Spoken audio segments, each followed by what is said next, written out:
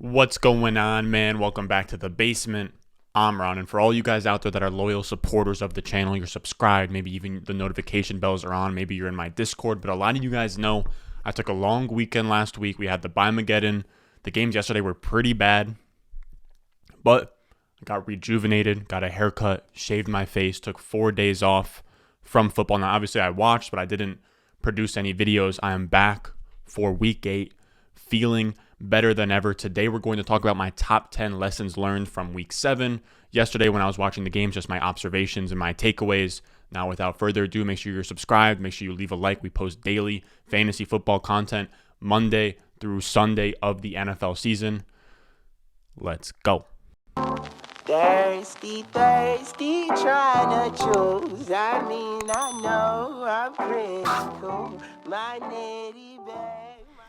All right, so my first takeaway from the slate yesterday, a lot of the games were pretty tough. A lot of the games were not that great, but I think the one game that's going to be at the top of a lot of storylines was Bengals versus Ravens. The Bengals absolutely demolished the Ravens. I think the Bengals are now the 1 seed in the AFC, which is pretty wild. And my main takeaway from that game, or for fantasy, is Jamarr Chase is out of his damn mind. The guy put up 10 targets, 8 receptions, 201 receiving yards, and a touchdown as a rookie on Marlon Humphrey's head. Marlon Humphrey, right? The number 1 corner for the Ravens. He's a 25-year-old corner. He's their number 1 cornerback. He has back-to-back Pro Bowls, and he was an All-Pro in 2019 as a 23-year-old. He is a legit cornerback 1 in the NFL. I believe that the stat out there is that he's never given up more than like 140 yards to a receiver. Jamarr Chase went crazy just against Marlon Humphrey, right? So if you want to say, oh, but Marlon Humphrey didn't shadow him, he had his good yards against so-and-so, Anthony Averett, whoever. As you can see by this graphic, he had 7 targets for 5 catches, 165 yards, and a touchdown solely against Marlon Humphrey, courtesy of PFF. I don't even know what to say. Jamarr Chase is now on pace, right? His full season. Now, this is a 17-game season, but he is on pace for 85 catches, 1,831 yards, and 15 touchdowns on the season. Let me say that one more time. 85 catches, 1,831 yards, and 15 touchdowns as a rookie. He would shatter Justin Jefferson's record. He would shatter Randy Moss's records. He has the most receiving yards through 7 games ever, right? So he's not going to break that season because of a 17-game season. He is going to break it because he is that guy. He is the next Odell Beckham, Randy Moss, Justin Jefferson, which makes it like this crop of wide receivers we just got, Justin Jefferson and Jamarr Chase, is actually wild. It's wild. Then you have A.J. Brown, DK Metcalf, CeeDee Lamb. Like, the young wide receivers in this league are wild. And it's crazy that Jamarr Chase and Justin Jefferson are even on the same team. This isn't even on my notes, but just something I'm thinking off the top of my head. With Joe Burrow at quarterback, it's just crazy. Like, they are legit, like, top 5 to 10 talents in the NFL through year 1 to 2.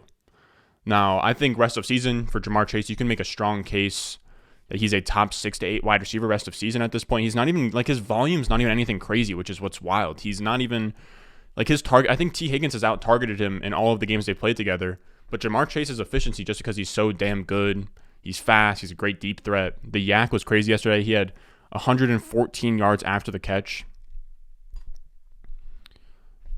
So he's up there as like a top 8 wide receiver. I think that now, if we want to talk a little bit about Dynasty here, some of you guys play Dynasty, which is a format where you roster the players forever. He now, I think, I don't know, it might be premature through 7 games. I think he is at worst wide receiver 2 behind Justin Jefferson, and I think you can make a case for him as wide receiver 1 in front of Justin Jefferson at this point. Now, moving on to our next takeaway. It's from the same game, but I don't know what to do with CJ Uzomah. I don't know how to feel about him. Yesterday, he had 3 catches for 91 yards and 2 touchdowns. In his last 4, he's had 13 catches for 217 yards and 5 touchdowns. And it's probably noise, and I think a lot of people are going to say, I think you're going to get 2 sides of the spectrum. One saying that doesn't matter, don't pick up CJ Uzomah, you're an idiot if you do. And the other side saying CJ Uzomah is now like a top 8 tight end rest of season, you need to grab him off waivers. I mean, I think it's probably noise, right? 13 catches, 217 yards, and 5 touchdowns, where that doesn't really stick. But he's a tight end 11 on the season. Tight ends are pretty dry right now with the buys and the injuries. So, I mean, you can make a case for him to be like a top 12 to 16 guy rest of season. I would just stay lukewarm on CJ Uzomah. I wouldn't go, too far in either direction. Which then brings us to our third lesson learned, and it's that Cordarelle Patterson had a role change on Sunday. Through 4 weeks, right? So 3 weeks, 1 through 4, he saw a 30 to 40% snap share, right? So like a part-time player, he was really getting a lot of his efficiency off of boom plays and just, 3 touchdown catches, just being extremely weird is really the only like words I can use for it. Then he saw 60% of the snaps in week 5. So that's a pretty big uptick from, 30 to 40 to now 60%. So now he's going from like a, part-time player to a kind of like a rotational starter, I guess you could say. But this week was kind of weird. Or this week, I wouldn't even say weird. He just saw a big bump. He went from 60% of the snaps in week 5, right? So 30 to 40, climbed to 60. Now he saw 73% of the snaps yesterday. He handled 19 of the 23 running back touches, which is now the second straight week that he's beat out Mike Davis in rush attempts. He is now essentially the RB1 for the Falcons. He is now a full-time player at this point. He gets a huge upgrade if this holds. If he's going to outrush Mike Davis, and then also get a lot of snaps at wide receiver, right? He had 25 snaps at wide receiver, 21 at running back, which is just wild. Getting most of the touches. I mean, he had 19 opportunities yesterday, which is like, that's volume, and that's what we were concerned about, right? I was one of the people, I'll put my hand up and say, I was one of the people saying last week, right? I said, you should, if you can sell Cordarelle Patterson for his price tag of like a top 12 to 15 running back, I would, right? So going from Cordarelle Patterson to a guy like Calvin Ridley, Mike Williams, A.J. Brown, something among those lines, I would have done it, is what I was saying. But I fell victim to the idea that I think that we need to kind of get into a mindset of these stats aren't stagnant and, they don't move. Because Patterson played himself into a bigger role. And this is kind of highlighting that larger concept, is that players' snap shares, opportunity, volume, all that, they're not stagnant. They don't stay exactly the same throughout the entire season.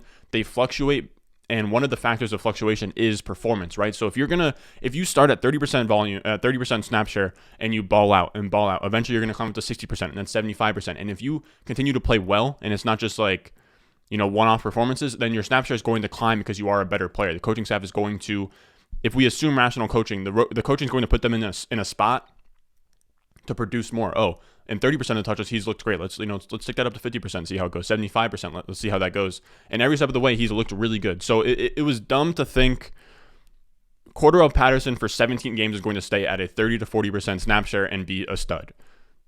Those two things aren't mutually exclusive. His snap share is affected by his performance on the field, if that makes sense, right? So of course they used him more. So I think in hindsight, obviously hindsight's 2020, but if we look back and say, okay, so he's balling now, 30% snap share, that should go up, and eventually he's going to, evolve into a player that can be an every week starter that has the volume to give you that floor that we didn't think he had before. Now that's just kind of my introspective rant for today. And our next storyline, number 4, is A.J. Brown is back. He's all the way back. He had 9 targets, 8 catches, 133 yards, and a touchdown. A.J. Brown, the thesis behind A.J. Brown all season is that he is just a stud. He is really good at football. That's really all I can say about it, is that in terms of catching the football, yak, all that, he wins on the route, so he gets open downfield.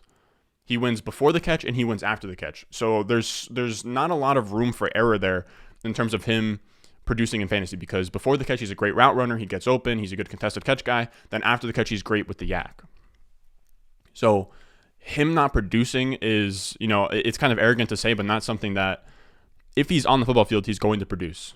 And the volume's been there. He's been great. He's finally having this, the volume finally counted, right? So this is JJ Zacharyason's tweet here. He's had about 28 to 36% target share the last 3 weeks. He's getting the volume. I think this is going to be a start of a big stretch for A.J. Brown, possibly being, not a league winner because you drafted him pretty high already, but a stud, top 5 to 8 wide receiver rest of season. I think this is kind of where it starts. The Titans are putting things together here. Then our 5th takeaway is This is a little harsh what I wrote down, but I'm going to say Sam Darnold is a fraud. He's averaging 165 yards and he's averaging 165 yards per game the last 3 games. In those games, he has 2 touchdowns to 5 interceptions. After being the quarterback 5 through 4 weeks of fantasy. So ever since those first 4 weeks, he's been pretty bad. And I'm on here being pretty vocal about my L's, but I'm going to be vocal about this. It's a small W, slight victory lap. But if you go back to our preseason trade targets video, right? So my early season trade targets, guys to trade away or guys to buy after 4 weeks of the NFL season, I said sell Darnold after his first 4 games. They're all very easy. And now that looks pretty good. Now, that was like for Superflex leagues. That's why I never talked about him in another trade target video, because Superflex leagues aren't as common. But I think with Sam Darnold, just if we're going to zoom out and talk about, dynasty, real life football a little bit here, as a Jets fan, I wanted him to be great, right? I love Sam Darnold. He's a good kid. I think he got dealt a really raw deal in New York, but I think that this is kind of who he is. I never, at the time, I was like, oh, I think he's a solid prospect because of kind of what the film guys say. And his film in college might have been great, but from a number standpoint, he was never a really strong prospect.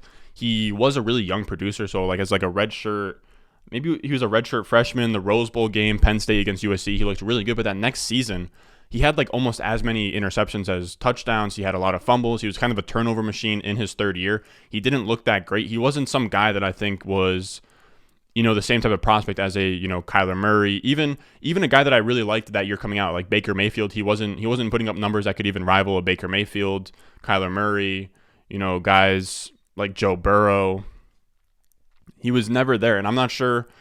I mean, a lot of this is in hindsight, but I think that also on the other side of like film or whatever, maybe he looked good from a film spot, but he didn't have like the physical tools of a Josh Allen or a Justin Herbert, where he's this big 6'5" guy that just has a absolute cannon where the ball just kind of explodes out of his hand. That was never him. So I am kind of sitting here thinking at 3rd overall, and like all the draft guys were saying, I'm saying this in hindsight because I also thought at the time Darnold was great, but I'm just kind of curious to know what was so great about him as a prospect, I guess. Why he was the consensus 1st overall. Baker Mayfield going 1st overall was an upset. Like that wasn't the Vegas favorite. He was supposed to be the 1st overall quarterback. It was a lot of like suck for Sam going on. But yeah, his junior year wasn't great. I think he had some NFL guys on that team too. I'm trying to think. USC. He had Juju as a sophomore. He might have not Amon-Ra. I doubt Pittman. Yeah, I don't know. He didn't really have anybody else. I mean, I guess like Deontay Burnett, but that's about it. Maybe Ronald Jones cross paths with him. But yeah, he didn't have a ton of NFL talent. But now I'm just kind of rambling. Now, I will say in this present moment, if we're talking about quarterbacks, right? Like this is real life football, kind of fantasy. I think I prefer. This is kind of, I guess, from a real life standpoint. But I guess I personally would prefer guys like, Daniel Jones, Carson Wentz, Tua all over Sam Darnold. I would prefer Joe Burrow. I mean, like, I think it's pretty obvious, but like Derek Carr, Kirk Cousins pretty easily. But it just makes it wild to me that they would. Now, Fields hasn't looked great, right? The jury's still kind of out on Fields. A lot of people are kind of victory lapping that he's not that great. One, he's a rookie quarterback. None of them have looked that great. You can't point at Lance or Wilson. Even like Mac Jones has looked kind of good, but he hasn't looked to be, he is the next Justin Herbert, whatever. So it's kind of tough to make any kind of assumption on Justin Fields. But it felt like a lot of arrogance from their coaching staff to trade for Sam Darnold just to draft a cornerback at 8th overall, J.C. Horn. Or maybe it was 9th overall, 8th overall, 9th overall. I think that they picked J.C. Horn. I know that the Broncos picked Patrick Surtain, but just kind of questionable, I guess. And now I think that they're going to be in the market to. Now they're in a tough spot because they have Sam Darnold on his last year of his rookie deal. Now you have to decide if you're going to be the ones in free agency that sign him for a pretty big contract just because, he is a 25-year-old quarterback with like some promise, or 24-year-old quarterback with some promise. The quarterback class sucks this year. I heard that they're also making pushes for Deshaun Watson, but yeah, the Panthers are just in a world of absolute pain with this Darnold. They could have even just drafted Sam Darnold. They could have just drafted Justin Fields, have him sat behind Sam Darnold for a year, kind of seeing, what Sam Darnold has, and then go from there. But happens to the best of us, I guess, if I'm a Panthers fan. Now, our number 6 takeaway is Jaylen Waddle is quietly having a great season. I just wanted to bring this up because Jamarr Chase has kind of outshadowed all of these rookie wide receivers. But he's actually been like quietly very solid. Like if Jamarr Chase wasn't a part of this draft class, like Jaylen Waddle would be getting talked about right now. He is the wide receiver 20 in fantasy, and he's 6th in the NFL in receptions among all wide receivers, which is kind of similar to, a range that, Ayuk and CeeDee Lamb and T. Higgins were last year, right? Like fringe top 24 guys. And so that's pretty wild. Now, I think that we kind of have a crop of wide receivers here that we can work with. We have Jamarr Chase. We have Devonta Smith looks pretty good. We have Rondale Moore looks pretty good. Tony looked pretty good before he got hurt. Bateman has had a lot of promise in these last 2 weeks. And now we have Jaylen Waddle kind of performing. I would like to see a little bit more from Terrace Marshall, but everybody at the top of the draft this year Terrace Marshall and Elijah Moore are the 2 guys I want to see more from. But the top of the draft has looked pretty good, which brings us to lesson learned or takeaway number 7. And it's the note I wrote down is Mike Gesicki, NFL wide receiver. The guy is essentially a wide receiver. He's lined up as a wide receiver 94.2% of the time. Shout out David J. Gattiari. He is one of pretty much him and Andrew Cooper are the 2 guys I like to go to for tight end stuff. He's lined up as a wide receiver on 94.2% of the snaps this year, which is massive. If you want to have your tight ends, you don't want to have them inline blocking, especially sometimes they'll block on passing downs, which really isn't good. You want them split out in the slot, split out wide, essentially playing wide receiver, because that's almost like a cheat code when you can have a tight end that is getting targets, he's getting lined up like a wide receiver. He's now the tight end 3 on the season. You can make a case for him as top 5 tight end rest of season. And I think macro, if we zoom out a little bit, I think that he kind of just shows us that no matter what, you should probably be chasing athleticism at the tight end spot. He runs a 4.5. He's 6'6", 245 pounds. One of those Penn State boys that are just rocked up, killing the combine. So, Mike Gesicki, top 5 tight end rest of season. I think that you would probably want Andrews, Waller, Kelsey, and then it gets dicey. It honestly gets dicey after those 3, to be real with you. Like Kittle, Gronk, Hurt. Then you have, I guess I would probably prefer Andrews. I feel like I said Andrews though, but like he's in the conversation. Gesicki's in the conversation with guys like Hawkinson, Noah Fant. Who else is in there? I guess like Dallas Goedert. So yeah, it's so ugly at tight end that I think like Gesicki has a strong case as tight end 3 on the season as like a top 5 tight end rest of season.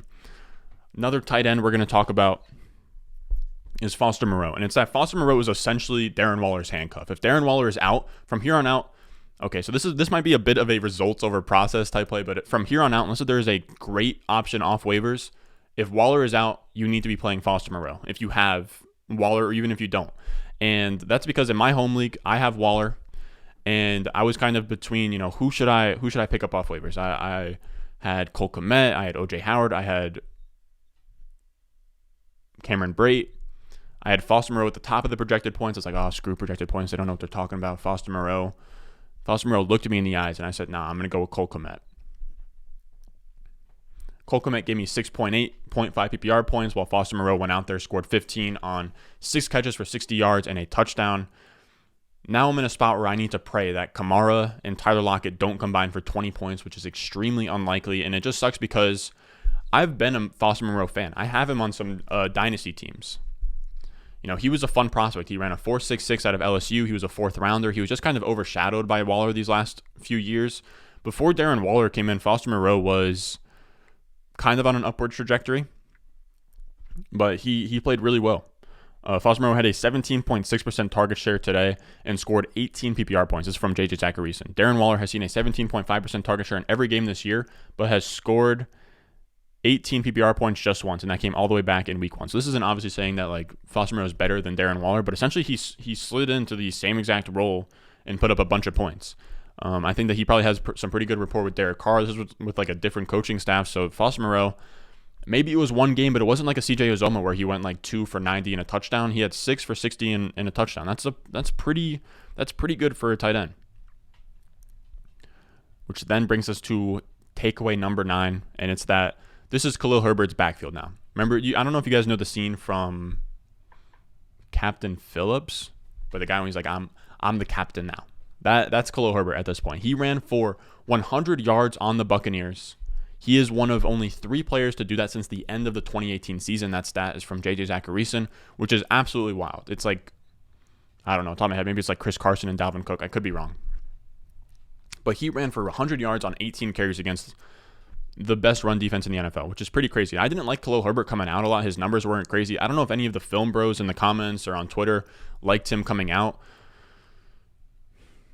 I want to say he went to Virginia Tech. He transferred from somewhere else before that. He was like a fifth-year senior. He wasn't anything special in my opinion.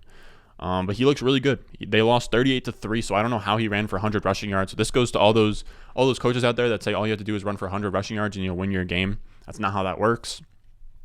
He also had 5 catches for 33 yards. John Daigle points out here that, he dominated the backfield touches. He had 51 of the 66 snaps. He handled 5 of 7 running back targets and handled 86% of the backfield carries. He is the bell cow until David Montgomery returns. And I think even when David Montgomery returns, he's going to be, maybe on a pitch count, a snap count as someone coming back from injury. And we could still see Khalil Herbert mix in as, a passing down back, a change of pace guy. So, Khalil Herbert is carving himself a nice little role here in 2021. And our last lesson learned of the day takeaway is that I hate you, Kyle Shanahan. That is my note. I hate you. I genuinely do hate Kyle Shanahan, man. And I did a takeaway similar to this towards Urban Meyer, and he started giving his best players the ball. So I figured I'd take the time here to talk about Kyle Shanahan. And a lot of people really praise this guy and think that he is amazing. And I want to get something first straight off the bat, is that he is a really, really good play caller. He is probably the best, run game play caller. He is extremely good at getting his offense to perform. He has this scheme that he thinks is amazing, but he's genuinely trending towards being the next Chip Kelly. He's 2-4 this season in 70 career games as head coach in San Francisco. He is now 31-39. Everyone loves to call him this, this genius that can do no wrong, but he genuinely has been extremely bad in terms of his personnel decisions and his clock management. Salting away a 28-3 lead in the Super Bowl for the Atlanta Falcons. I genuinely think he is best used as an OC.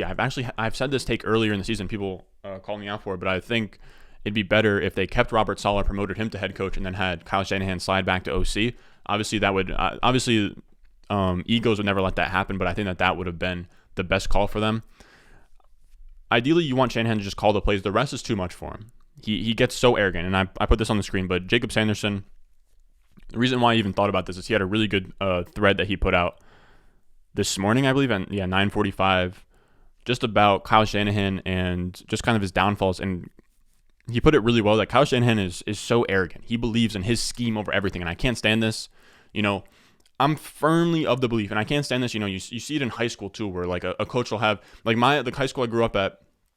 The head coach is very firm on running the veer, the triple option, and no matter what his players are, you could have a kid there who is a 5-star. You could put Trevor Lawrence on this guy's team, and he would still run the veer with Trevor Lawrence behind center. You could give him Trevor Lawrence behind center. You could give him Jamarr Chase 5-star, both in their senior years, and he would run the veer.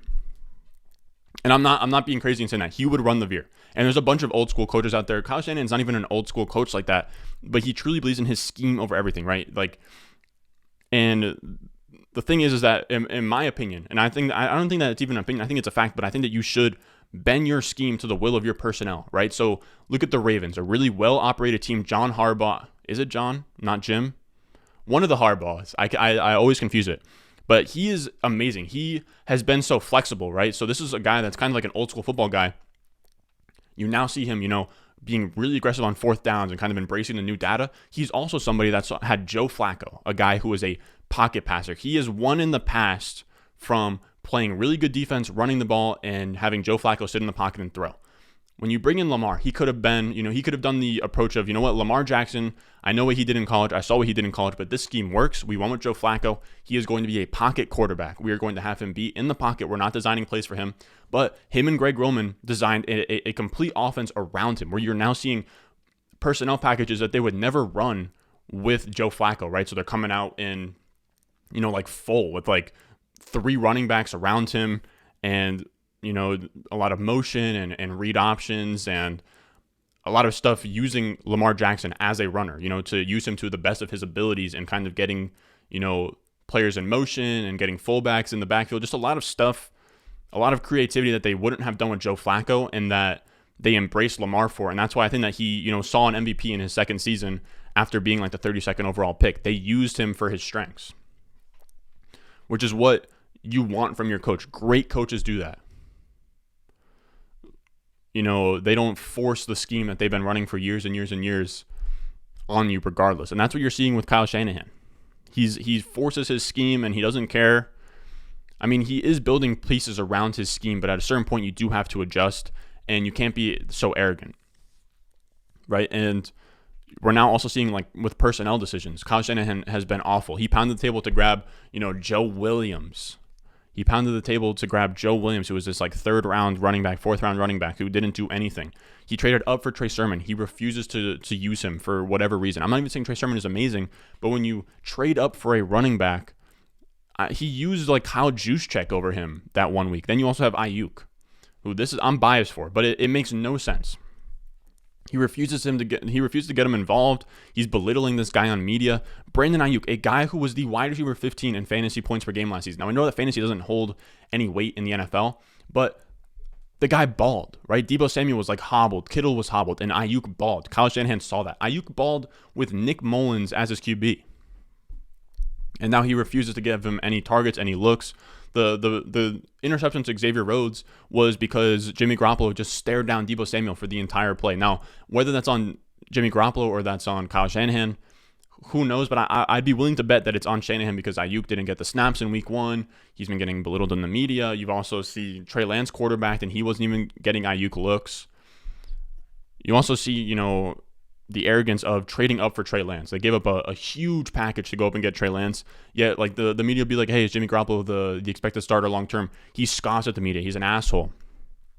It's crazy to even ask that kind of question. I don't know. There's just a lot of things that annoy me from Kyle Shanahan. I wish that he would, use his players to the best of his ability because he's such an offensive genius that he could, make a scheme around his players pretty easily. And he could,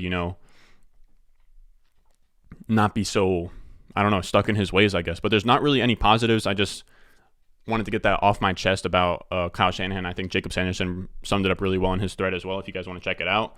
But I can't stress this enough. Make no mistake, the guy is a great play caller. Probably him and McVay are up there as, the best play callers right now. But I think what sets McVay apart is that he builds around his scheme. And because last year you saw he completely turned around. He was this offense that was going to open things up and score the ball. But he turned last year with Jared Goff kind of being limited, leaned on the run game super heavy, and he kind of turned into this, like complementary football, like old school Rex Ryan type team where they kind of leaned on the defense and they just tried to not screw it up on offense. Now, obviously, Jared Goff kind of contributed to that, but kind of just bending to the will of what you have. But yeah, so as a play caller, Shanahan's amazing. But I just wanted to say the guy, the person, the personnel decision, the GM, Kyle Shanahan, not a big fan. Now, that is all for today, fellas. I'm gonna go eat lunch.